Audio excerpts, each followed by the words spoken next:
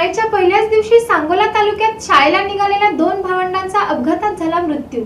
माल ट्रकने समोरून येणाऱ्या दुचाकीला जोराची धडक दिल्याने अपघातात एकाच दुचाकीवरील दोघांचा जागीच मृत्यू झाला। अपघातानंतर चालक ट्रक जागेवर सोडून पळून गेला। हा अपघात सोमवारी दिनांक 16 जून सायंकाळी 5:30च्या सुमारास सोनन ते गळेवाडी तालुका सांगोला जाणाऱ्या रोडवरील शेख वस्ती नजीक घडला। पल्लवी चंद्रकांत गळवे वय 19, गुरुप्रसाद रमेश गळवे वय 14 दोघेही राहणार गळवेवाडी तालुका सांगोला असे मृतांची नावे आहेत। याबाबत मृत पल्लवीचे वडील रमेश गळवे यांनी पोलिसात खबर दिली आहे। गळवेवाडी येथील पल्लवी गळवे ही घरातून दुचाकी MH45-84426 वरून सोनंद किराणा दुकानात सामान आणण्यासाठी आली होती। पल्लवी घराकडे जात असताना शाळा सुटल्यानंतर सोनंद हायस्कूलचा विद्यार्थी गुरुप्रसाद गळवे हा त्याच दुचाकीवर पाठीमागे बसून निघाला होता। लाकडाची वाहतूक करणारा माल ट्रक A114084 ने शेख वस्ती जवळ त्यांच्या दुचाकीला समोरून जोराची धडक दिली। यात पल्लवी व गुरुप्रसाद हे दोघेही माल ट्रकच्या उजव्या बाजूच्या पाठीमागील चाकाखाली सापडून त्यांचा जागीच मृत्यू झाला।